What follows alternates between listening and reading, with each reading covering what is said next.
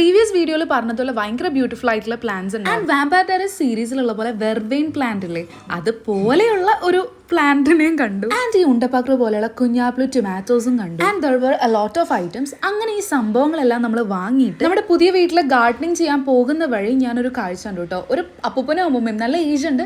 And they came to buy plant. And summer season is all about happiness. അപ്പോൾ ഇതുപോലെ bright plants ഒക്കെ വീട്ടിൽ വളർത്തുമ്പോൾ ഒരു മനസ്സിലൊരു കുളിർമയാണ്. ആൻഡ് ഞാൻ ചോദിച്ചു, നമുക്ക് ഭയങ്കര ഫേവറേറ്റ് ആയിട്ടൊരു പ്ലാന്റ് വന്നത് പോകുമ്പോൾ നമുക്ക് സങ്കടമാവില്ലേന്ന് ചോദിച്ചാൽ പറഞ്ഞു, വിന്റർ ടൈമിലും ഈ ലൈറ്റ് എക്സ്ട്രാ വെച്ചിട്ട് ഭയങ്കര ക്ലോസ് ആയിട്ടുള്ള പ്ലാന്റ്സ് അവർ സേവ് ചെയ്യും അങ്ങനെ. ആൻഡ് ഞങ്ങൾ ഈ ഗ്രാസ് എല്ലാം ഇവിടെ വന്ന് അൺലോഡ് ചെയ്തിട്ട് കുറച്ച് ഇവിടുത്തെ സെറ്റപ്പ് പരിപാടീസ് ഒക്കെ ചെയ്തുകൊണ്ടിരിക്കും. ആക്ച്വലി ഈ വീടിന്റെ പണി നടന്നുകൊണ്ടിരിക്കുന്നേ ഉള്ളൂ. സോ പാരലലി തന്നെ ഗാർഡനിങ്ങും കാര്യങ്ങളൊക്കെ സെറ്റ് ചെയ്യും. എല്ലാ ഹൗസസും ഇവിടുത്തെ ക്ലൈമറ്റിന് പറ്റുന്ന പോലെ വുഡ് വെച്ചിട്ടാണ് ബിൽഡ് ചെയ്തിട്ടുള്ളത്. ആൻഡ് ഇവിടെ സൈഡ് പോർഷനിലൊക്കെ കുറേ ഏരിയാസ് ഉണ്ട്. ഇതിന്റെ ബാക്ക് യാർഡാണിത്. ഇവിടെയൊക്കെ കുറേ സംഭവങ്ങളൊക്കെ സെറ്റ് ചെയ്യാനുണ്ട്. ആക്ച്വലി ഇപ്പൊ കാണുമ്പോൾ നല്ല സൺലൈറ്റ് ഒക്കെ ഉണ്ടെങ്കിലും നല്ല തണുപ്പുണ്ടായിരുന്നു കേട്ടോ.